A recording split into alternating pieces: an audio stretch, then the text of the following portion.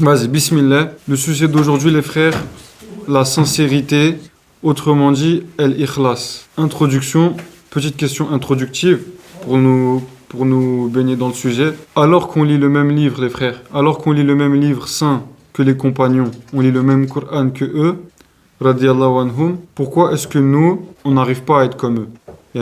Rappelez-vous, la semaine dernière, avant ça, on avait dit quoi? On avait dit les compagnons, radiyallahu anhum, qu'ils avaient la garantie et la promesse d'aller au paradis parce que, rappelez-vous, Allah il dit en parlant de eux que radiyallahu anhum wa radu'an, Allah il est content de eux et eux ils sont contents de Allah. Et quand Allah il est content de quelqu'un, c'est pas pour le châtier, au contraire. Ça c'est une bonne nouvelle pour eux qui vont aller au paradis en fait. Et eux, malgré cela, quand on regarde leur vie, ils ont jamais fléchi. Ils ont toujours été à fond dans les actes d'adoration, à fond dans la sincérité, dans les actions, à fond dans le chemin fi sabilillah. Ils ont jamais baissé les bras. Même jusqu'à un moment, il y a des compagnons après la mort du prophète, avant la mort du prophète, à un moment donné, ils avaient pris la décision, maintenant qu'on a fait entre guillemets le plus gros du travail, que l'islam s'est assez répandu, et si on se mettait un petit peu de côté, on se retranchait et on laissait les nouveaux, peut-être la nouvelle génération, peut-être les nouveaux convertis, faire le boulot. À ce moment-là, Allah il avait révélé un verset, ne vous jetez pas de vos propres mains dans la destruction. Et ensuite, après, ils ont compris qu'il fallait pas, ils ont compris qu'il fallait reprendre en fait du boulot avant même de l'avoir arrêté. Ils n'ont pas arrêté, ils ont continué leur engagement fi sabilillah. Ils ont toujours tout fait, pour que la religion d'Allah se fasse connaître, que les gens ils connaissent l'islam, ils adhèrent à l'islam, etc., etc. Et nous, pourquoi est-ce que, alors qu'on n'a aucune garantie du paradis, nous à aucun moment on fait partie de ceux qui ont reçu ce verset sur eux en disant radiyallahu anhum wa radu'an, on fait comme si les frères, comme si le paradis, on avait la clé entre nos mains dans nos poches. On est peut-être 1,6 milliard de musulmans, 1,6 milliard de croyants, mais on voit que la plupart des croyants, par exemple, on n'accomplit même pas les 5 piliers de l'islam. Et voilà, pourquoi? Parce que déjà, c'est que le premier pilier, déjà, il fait défaut. Mais ça, on va pas revenir dessus, c'est pas le sujet d'aujourd'hui. Donc, pourquoi il y a cette différence? Et il y a plusieurs réponses à cette question. On en a déjà cité quelques-unes, traité quelques-unes. Aujourd'hui, on va traiter celle qui, justement, il y a plusieurs réponses à cette question, et l'une d'entre elles se trouve dans le mot al-ikhlas, la sincérité. A'udhu billahi minash shaytanir rajim. Inna anzalna ilayka al-kitaba bil haqq fa'budillaha mukhlisan lahu-d-din ala lillahi dinul khalis. Je vais relire le verset, les frères. Inna anzalna ilayka al-kitaba bil haqq fa'budillaha mukhlisan lahu-d-din ala lillahi dinul khalisin. Nous t'avons, la traduction, les frères, nous t'avons fait descendre le livre en toute vérité, bil haqq, adore donc Allah en lui vouant un culte exclusif. Ça, c'est, Allah dit de l'adorer, il nous demande de l'adorer en lui vouant un culte exclusif. Et, ela lillahi dinul khalisin, c'est à Allah qu'appartient la religion pure, exonérée, d'imperfection, exonérée d'ostentation. Et donc ce verset, adore donc Allah en lui vouant un culte exclusif, autrement dit, avec des actes d'adoration réalisés exclusivement pour lui, avec sincérité, en dehors de toute ostentation. Mais ça, on va le dire tout de suite après. Une autre, cette fois-ci, les frères, c'est une parole du prophète sallallahu alayhi wa sallam. La parole du prophète sallallahu alayhi wa sallam qui est rapportée, en tout cas, qui figure dans un des livres de l'imam Ghazali, où le prophète il dit halaka an-nasu illa al-alimun wa halaka al-alimuna illa al-amilun wa halaka al-amiluna illa al-mukhlisun wal mukhlisuna ala khatarin azim. Dans le sens, les frères, les gens ont péri sauf ceux qui savent, sauf les savants. Les gens ont perdu sauf ceux qui savent que Allah il existe, que son prophète il existe, que le jour du jugement il existe, que les anges ils existent, que ses livres ils existent, sauf Les gens ont péri sauf les savants, ceux qui savent. Halakel alimoun, les savants ont perdu sauf ceux qui, parmi eux, ont mis en pratique leur connaissance, leur savoir. Yani en fait, tu sais qu'Allah il existe, tu sais que le prophète il existe. Entre autres, voilà, tu sais que il faut faire la prière, exemple. Mais si tu pratiques pas ta religion, si tu mets pas en pratique déjà, tu sais que Dieu il existe, mais tu mets pas en pratique cela, tu n'appliques pas cela. Bah à ce moment-là, voilà, les savants ont péri, sauf ceux qui le mettent en pratique. Il faut le mettre en pratique. Des connaissances qui sont instaurées dans un livre, si on les applique pas, ça ne sert à rien. Un savant, même s'il sait plein de choses, s'il n'applique pas sa science, sa connaissance, ça ne lui servira à rien. Il y a un verset dans le Coran qui dit certains musulmans ils verront d'autres musulmans en enfer, ou en tout cas d'autres personnes en enfer. Ils verront voir ces personnes, ou ils verront voir la personne en question, et lui diront ô Fulan, ô toi, pourquoi est-ce que tu es en enfer alors que toi, tu nous disais de faire le bien, tu nous disais de faire de belles choses. Et la personne, elle lui répond quoi? C'est parce que moi, je vous disais de faire le bien, mais moi-même, je ne le faisais pas. Je vous condamnais le blâmable, mais moi-même, je m'adonnais au blâmable. Ils ne pratiquaient pas, en fait. Les pratiquants ont péri, les frères. Même les pratiquants ont péri, sauf parmi eux, ceux qui pratiquent avec sincérité. Sauf parmi eux, les sincères. Ceux qui sont sincères dans leurs actions, qui font leurs actions uniquement voilà, pour Allah. Et les gens sincères, le prophète il dit, sont face à un grand danger. Ce hadith, plus le verset cité, les frères, les deux, ils montrent à quel point la sincérité est un élément, une condition importante dans la religion. Définition de Al-Ikhlas, les frères, j'ai fait ma petite recherche pour donner une définition concise. J'ai trouvé voilà, que l'imam Nawawi, rahimahullah, rapporte dans un de ses ouvrages, intitulé Bustan ul-Arifin, les dires d'un certain nombre de savants et ascètes pour définir clairement le sens de Al-Ikhlas, la sincérité en islam. Pour répondre à votre question, je me contenterai de traduire donc quelques passages de son livre. Et dans les passages de son livre, il dit par exemple Al-Ustad, Al-Imam Abul Qasim Al-Kushairi, rahimahullah, rahmatullahi alayh, a dit Al-Ikhlas, c'est de diriger l'intention et la volonté motivant un acte de soumission exclusivement vers Allah. C'est de diriger l'intention et la volonté motivant un acte de soumission exclusivement vers Allah, en cherchant uniquement par cet intermédiaire à se rapprocher de lui et en s'éloignant de toute autre motivation, comme le désir de se faire remarquer, de bien se faire voir des gens ou de recevoir des compliments de leur part, ou de n'importe quelle aspiration autre que celle de se rapprocher d'Allah. Yani, c'est le fait, Al-Ikhlas, que quand tu fais des actes, des ordres, des choses que Allah te demande, tu le fais uniquement pour sa satisfaction et non pour des intérêts mondains comme des compliments, comme des intérêts mondains, quoi d'autre, des compliments comme le désir de se faire remarquer. Voilà, le désir de par exemple, d'aimer que quand certains ils aiment par exemple que quand les gens quand on leur fait des éloges en fait, des éloges. Et voilà, ça c'est contraire à Ikhlas. Le Ikhlas c'est justement quand il n'y a pas toutes ces mauvaises choses, mauvaises intentions. Ça doit être une intention uniquement pour Allah. Donc la prière, elle est pour Allah. La zakat, tu la donnes pour Allah. Le ramadan, tu le fais pour Allah, pour plaire à Allah. Le bien que tu le fais pour Allah. Il y a un verset où voilà, c'est le prophète qui dit, si je dis pas de bêtises, voilà, nos vies et nos morts, notre vie et notre mort, elle est pour Allah, Rabbul Alamin. Tout ce que tu fais, tu dois le faire uniquement pour plaire à Allah. Et il ajoute, pour compléter la définition, il est possible de dire que Al-Ikhlas consiste à purifier l'action de la présence d'intérêts liés à des créatures et que Al-Ikhlas, c'est aussi de se mettre à l'abri des considérations des gens. Ok.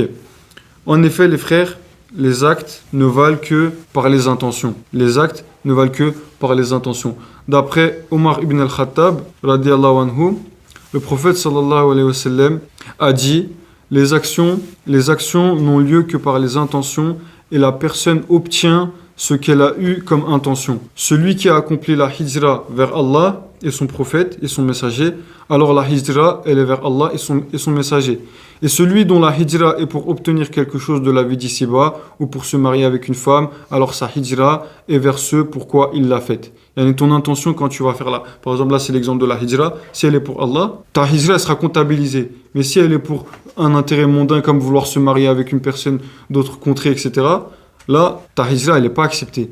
Les actions n'ont lieu que par les intentions. Quelles sont les intentions qui te motivent quand tu fais des choses? Pose-toi des questions. Pourquoi je fais ça? Pourquoi je fais ci? Est-ce que je le fais pour Allah ou est-ce que je fais pour un intérêt mondain? Et ainsi l'expression du prophète sallallahu alayhi wa sallam, une autre parole, les actions ne valent que par les intentions. Les actions ne valent que par les intentions. Et là, de toute façon, on va y venir, mais tu peux faire la prière du matin, ou plutôt, pour donner un exemple plus concret, plus réaliste, tu peux venir à la mosquée du matin au soir, assister aux 5 prières en groupe, au premier rang derrière l'imam.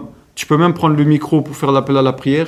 Si c'est pour plaire à une sœur qui est derrière, ou alors pour plaire au père d'une sœur qui vient dans la même mosquée, c'est pas l'ikhlas, ça manque de l'ikhlas. Ça, justement, c'est de l'ostentation, les frères. C'est le fait de chercher le regard des gens, etc. Troisième point, les frères, pour illustrer ça, plus précisément, les 3 premiers hommes, le fameux hadith des 3 premiers hommes qui seront jugés le jour du jugement. D'après Abu Huraira, radiallahu anhu, le prophète sallallahu alayhi wa sallam a dit: certes, les premiers des hommes qui seront jugés le jour du jugement seront un homme qui est mort en martyr. Imaginez, il y a le verset qui dit, on dit quoi? On dit qu'il y a les prophètes, après quoi il y a les siddiq, après, si je dis pas de bêtises, il y a les martyrs. Il y a un des degrés les plus élevés auprès d'Allah le jour du jugement, c'est de venir vers lui en tant que martyr. Un homme qui est mort en martyr. Il sera rapporté à Allah, et Allah lui fera reconnaître ses bienfaits sur lui, et il les reconnaîtra. Il va dire: et qu'as-tu fait avec tes bienfaits? Il va dire: j'ai combattu pour toi jusqu'à ce que je meure en martyr. Allah va dire, donc voilà, il va dire: j'ai combattu pour toi jusqu'à ce que je meure en martyr. Allah va dire: tu mens, tu as plutôt combattu pour que l'on dise que tu étais courageux, et cela a été dit. Ensuite, Allah va ordonner qu'il soit traîné sur son visage jusqu'à ce qu'il soit jeté dans le feu. Deuxième cas, un homme qui a appris la science, l'a enseigné et a lu le Coran. Il sera apporté, clairement on peut dire que c'est un savant. Il sera apporté et Allah lui fera reconnaître ses bienfaits sur lui et il les reconnaîtra. Allah lui dira: ne t'ai-je pas enseigné le Coran? Oui, ya Rabbi, tu m'as. Ne t'ai-je pas donné peut-être une belle voix? Oui, ya Rabbi, tu m'as donné une belle voix. Et il va dire: et qu'as-tu fait avec ces bienfaits? Il va dire: j'ai appris la science, je l'ai enseigné et j'ai lu le Coran, tout cela pour toi. Allah va dire: tu mens, tu as plutôt appris la science pour que l'on dise que tu es un savant et tu as lu le Coran, et pour que l'on dise que tu es un lecteur, et tout cela a été dit. Et toi, tu faisais pas ça pour moi. Tu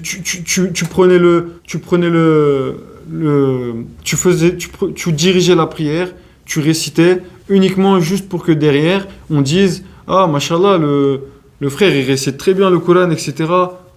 Franchement, tu récites grave bien tout ça. Et toi, la personne l'a fait uniquement pour recevoir des compliments. Et Allah dit: et cela a été dit. Ensuite, Allah va ordonner qu'il soit traîné sur son visage jusqu'à ce qu'il soit jeté dans le feu. Un homme, troisième cas les frères, un homme à qui Allah a accordé ses largesses et à qui il a donné de tout type de biens. Il est clairement un riche. Il sera apporté et Allah lui fera reconnaître ses bienfaits sur lui et il les reconnaîtra. Il va dire: et qu'as-tu fait avec ces bienfaits? Il va dire: il n'y a pas une seule chose dans laquelle tu aimes que l'on dépense sans que je n'y ai dépensé pour toi. Le riche va dire: tous les œuvres auxquelles on peut participer avec les biens, j'y ai participé pour te plaire. Et Allah va dire: tu mens, tu as plutôt dépensé pour que l'on dise que tu es généreux. Et cela a été dit. Ah ouais, t'as entendu le frérot Redjeb, il a fait un don de 100 000 euros à la mosquée et tout ça. Ah ouais, tout ça. Et si tu donnes pour que les gens derrière ils disent: ouais, il a donné 100 000, il a donné je sais pas combien, pour se la péter. Regarde, Allah dit: tu mens, tu as plutôt dépensé pour que l'on dise que tu es généreux, et cela a été dit. Ensuite, Allah va ordonner qu'il soit traîné sur son visage jusqu'à ce qu'il soit jeté dans le feu. Ok les frères, ça c'était juste on va dire pour mettre les bases de ce que c'est que le ikhlas. Les frères, ce fakir, il a essayé de traduire, j'ai essayé de traduire en gros les écrits, j'ai essayé de traduire un passage d'un livre d'un savant qui s'appelle Saïd Nursi. Et voilà, j'ai essayé de traduire comme je pouvais, mais c'est possible, il y a des erreurs. En tout cas, je demande à Allah que malgré ces erreurs, on bénéficie à 100% de ce rappel, à 100% des écrits de ce stade, de ce grand savant. Le savant, il explique dans son livre dans ce passage-là, 21e lueur, c'est une sorte de chapitre, 21e lueur, à propos du ikhlas. À propos du ikhlas. La 21e lueur, ce qu'on va lire actuellement, Ustad dit, devrait être lu au moins une fois tous les 15 jours. Bismillahirrahmanirrahim. Là, Ustad, il va citer 3 versets avant de commencer. Bismillah, a'udhu billahi minash shaitanir rajim.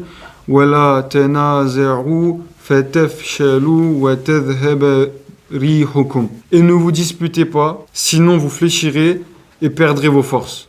Wa qumu lillahi qanitin. Et tenez-vous debout devant Allah avec humilité. Qad aflaha man zakkaha wa qad khaba man dassaha. A réussi certes celui qui la purifie, celui qui purifie son âme. Et est perdu certes celui qui la corrompt, son âme. Et enfin, le dernier verset, les frères, c'est le 4e, si je dis pas de bêtises, je me suis trompé ici, 4 versets. Wala tashtaru bi ayati thamanan qalila. Et n'échangez pas mes révélations contre un vil prix. Allah dit, n'échangez pas mes révélations, votre religion, contre un vil prix. Et là, Ustad, il commence.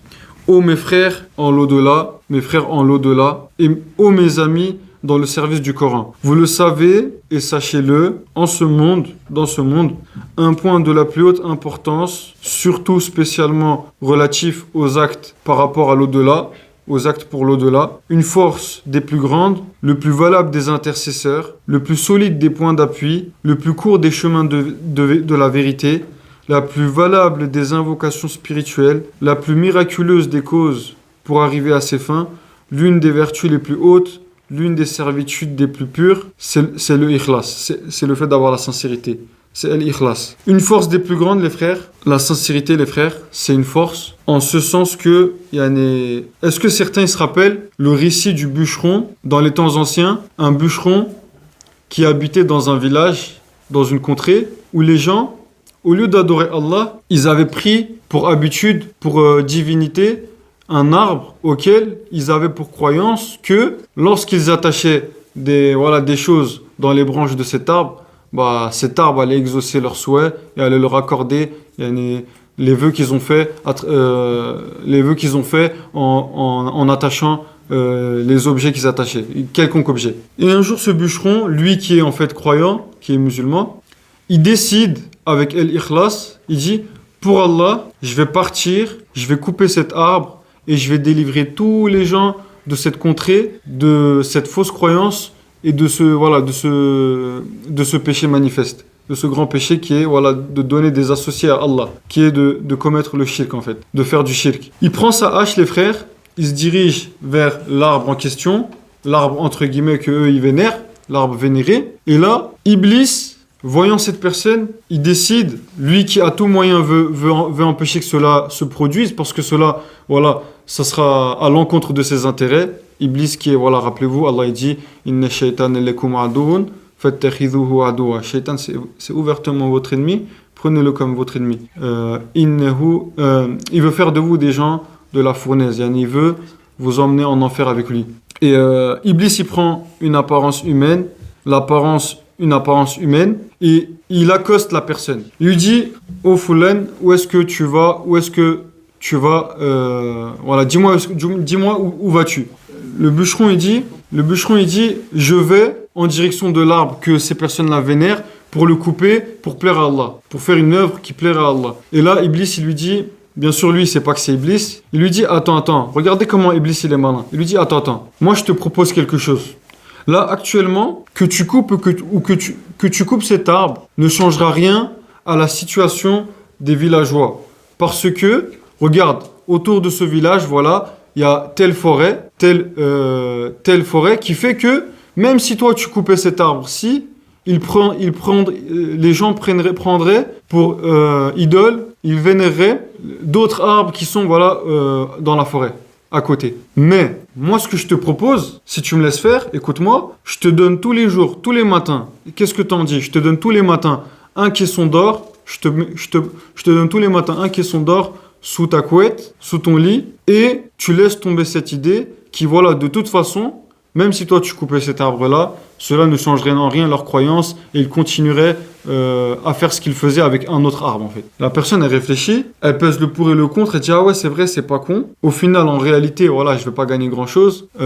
Du coup elle renonce à cet acte qu'il voulait faire au départ pour Allah. Il renonce, la personne renonce et rentre chez elle. Ce qui se passe les frères c'est que le premier jour il a eu son caisson d'or, il a eu ses pièces d'or. Le deuxième jour il a eu ses pièces d'or, mais le troisième il a vu se levant le matin qu'il n'y avait rien sous sa couette. Du coup, il dit quoi? Il dit cette fois-ci, Wallahi, je vais aller, je vais me venger. Moi, personne ne peut me prendre pour un imbécile. Personne ne peut me prendre... Personne peut me prendre à la légère comme ça. Et je vais aller et je vais me venger. Et je vais, pour la peine, je vais couper cet arbre...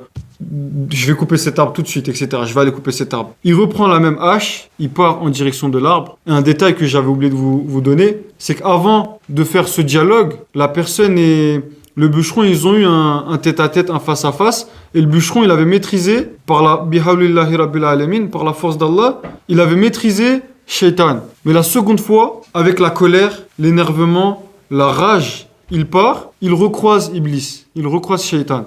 Shaitan lui dit où est-ce que tu vas? Je vais couper l'arbre. Iblis il dit tu vas pas couper l'arbre. Il dit comment ça? Je vais aller, je vais couper l'arbre. Tu vas pas couper l'arbre. Ils commencent à faire leur entre guillemets leur tête à tête, ils se confrontent et là Shaitan Iblis il met en un rien de temps la personne KO en PLS et il s'assoit dessus. Et la personne elle est outrée parce que la première fois il avait eu la force de le vaincre.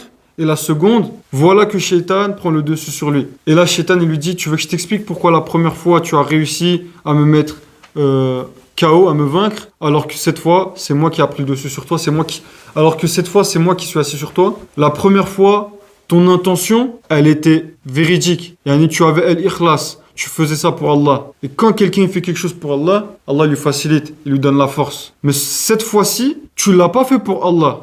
Tu l'as fait uniquement pour tes intérêts personnels, pour te venger, pour satisfaire ton ego. Et voilà que Allah délaisse, n'aide pas quelqu'un qui a des intentions faussées, des intentions corrompues. Et c'est pour ça que voilà, j'ai pris le dessus sur toi. Et voilà. Ustad il dit, c'est une des forces les plus grandes, al-ikhlas. Il dit, le plus valable des intercesseurs. Al-Ikhlas. Pourquoi? Parce que, voilà les frères, par rapport à ça, pourquoi Ustad dit que Al-Ikhlas c'est le plus valable des intercesseurs? Rappelez-vous, en tout cas, peut-être certains ils connaissent, d'autres connaissent pas, le hadith des 3 hommes qui un jour, en voulant se réfugier dans une grotte, pour telle ou telle raison, ont vu l'entrée de cette grotte bouchée par un rocher. Un rocher qui a glissé, qui est tombé, qui a bouché l'entrée de la grotte par la sagesse d'Allah. Et pour sortir, les 3 hommes, se sont concertés et se sont mis d'accord pour dire que chacun allait avouer à Allah un acte qu'il estime avoir fait avec ikhlas, sincérité, et peut-être Allah les guérirait de cette situation, les libérerait de cette grotte, déplacerait, ouvrirait voilà, l'entrée de la grotte. Le premier dit Ya Rab, Ya Rab, Ya Rab. Moi, rappelle-toi ou plutôt Ya Rab, moi un jour, alors que tu sais très bien comment j'aimais beaucoup ma cousine, que j'étais fou amoureux de ma cousine, alors qu'un jour elle avait besoin d'argent, qu'elle était dans un cas de nécessité, elle est venue me voir et elle m'a demandé, alors que ma cousine était dans un cas de nécessité et qu'elle m'a demandé de l'argent, je lui ai proposé de lui donner ce qu'elle m'a demandé, de lui donner de l'argent en contrepartie de quoi? D'avoir des relations ensemble. Sauf que, Ya Rabbi, lorsque j'étais sur le point de concrétiser cet acte infâme, Ya Rabbi, elle m'avait dit que crains Allah et ne romps pas par rapport à le saut en tout cas, ne fais pas cela et crains Allah. Et c'est là que Ya Rabbi, j'ai tout de suite changé d'avis alors que j'aurais pu le faire. Si c'est pour toi que je me suis abstenu, Ya Rab, et en plus de cela, je lui ai donné son argent, si c'est pour toi que j'ai fait cela, délivre-nous de cette détresse. Et là, le rocher s'est déplacé un peu. Ensuite, le deuxième homme, il dit Ya Rab, Ya Rab, Ya Rab. Moi, mes parents, étant vieux, étant dans le besoin, ils vivaient auprès de moi et j'avais pour habitude de toujours, lorsque je préparais le lait de mes bêtes, parce qu'il avait des bêtes. Lorsque je prenais le lait et que je rentrais à la maison, j'attendais toujours que mes parents assouvissent leur faim, s'abreuvent, mangent, avant de nourrir mes propres enfants. Et un jour, alors que mes parents s'étaient endormis, mes enfants ont pleuré pour que je leur donne à boire, à manger. Et ya Rabbi, si c'est pour toi que j'ai attendu que mes parents se réveillent, si c'est pour toi que j'ai attendu que mes parents se réveillent et que ils se nourrissent, que ensuite je nourris mes enfants alors qu'ils pleuraient, ya Rabbi, délivre-nous de cette détresse. Le rocher, les frères, il se décale encore un peu. Et là, on arrive au dernier. Le dernier dit quoi? Ya Rabbi, ya Rabbi, ya Rabbi. Moi, un jour, alors que je travaillais, je faisais travailler un salarié. Ce salarié, après avoir accompli la tâche pour laquelle je l'ai employé, est parti sans récupérer sa rémunération. Et ya Rabbi, voilà que avec cet argent-là, peut-être 10 euros, peut-être 100 euros, peut-être 10 dirhams, 100 dirhams, ce que vous voulez, j'ai fructifié ce bien jusqu'à ce que un jour, lorsqu'il est, le salarié est revenu, la personne est revenue me voir et m'a demandé son dû. Je lui ai dit, tiens, regarde tout ce qui est derrière moi. Toutes ces bêtes sont à toi et vas-y, tu peux y aller. Et là, la personne, elle a répondu, elle a dit, est-ce que tu te fous de moi ou bien? Et là, ya Rabbi, si c'est pour toi que moi, j'ai fructifié ce bien et que malgré tout, alors que j'étais pas obligé, je lui ai rendu en entier le fruit de son salaire, de son dû, ya Rabbi, sauve-nous d'ici. Et là, les frères, le rocher s'est déplacé et eux, ils se sont sauvés. Yani, ce que je veux dire, les frères, quand Ustad dit le plus valable des intercesseurs, les actes et les actions que tu fais pour Allah quelque part sont des intercessions en ta faveur.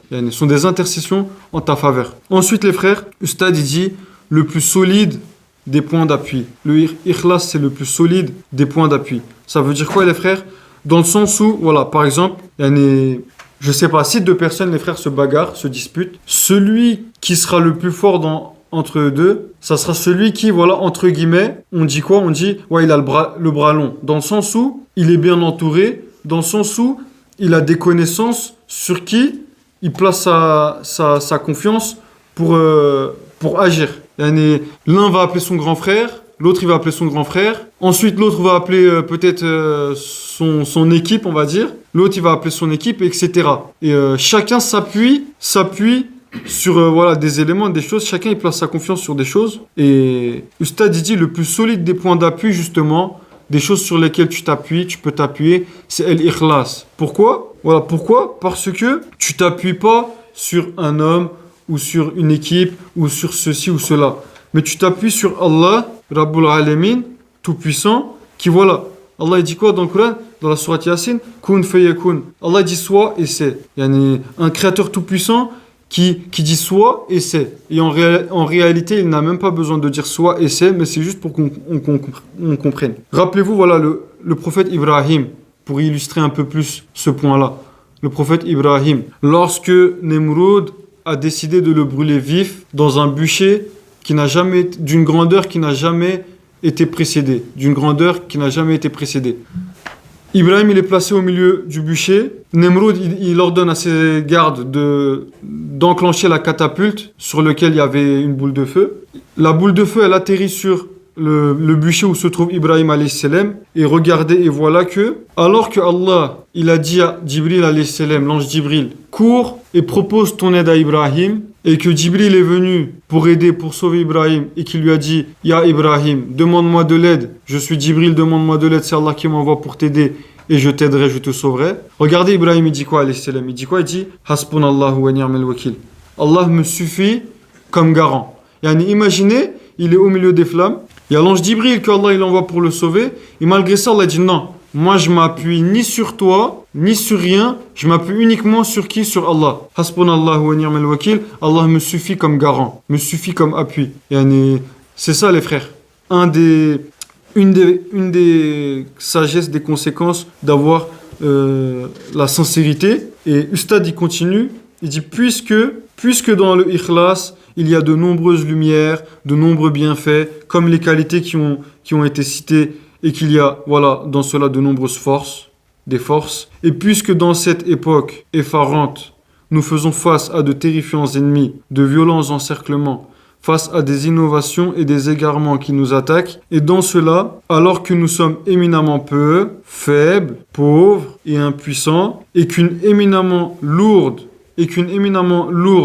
grande et sacrée mission de foi et de service du Coran, yani de rendre service au Coran, fi sabilillah, nous a été posée comme un bien divin sur les épaules, voilà, et qu'une mission, voilà, de foi et de service du Coran lourde, grande et sacrée nous a été mise sur les épaules. Évidemment que plus que tout autre, les frères, plus que tout autre, avec toutes nos forces, nous sommes obligés et responsables d'essayer d'obtenir, de gagner le ikhlas, et que nous avons éminemment besoin d'installer, de concrétiser, voilà, le secret du ikhlas en nous-mêmes, dans notre cœur, en nous.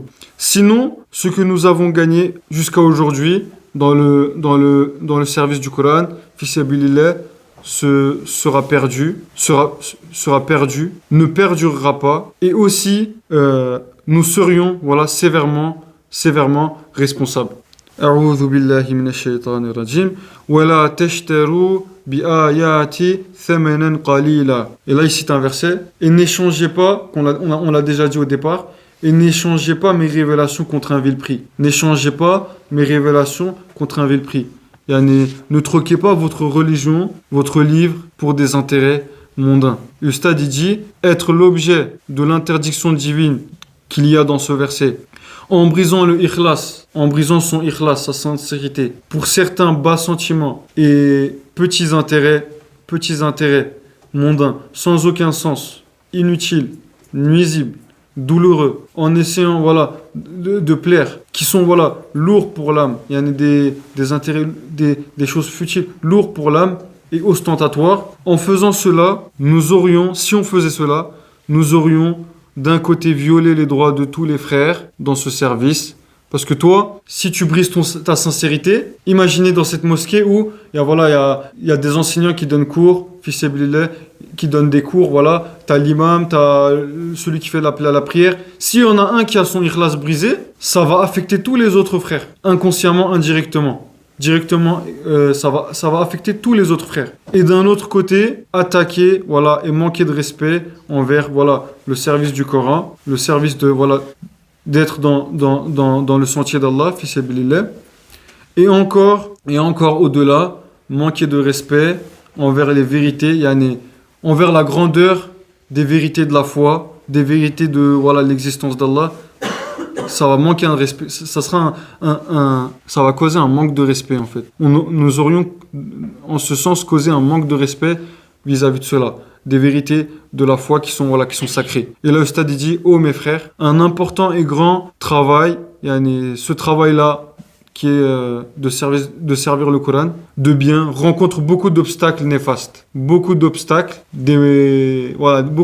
néfastes. Les shaitans s'occupent beaucoup avec les serviteurs qui sont, voilà, dans le sentier d'Allah, qui sont fi sabilillah, les serviteurs dans ce service. Face à ces obstacles et à ces shaitans, il faut s'appuyer sur la force du ikhlas.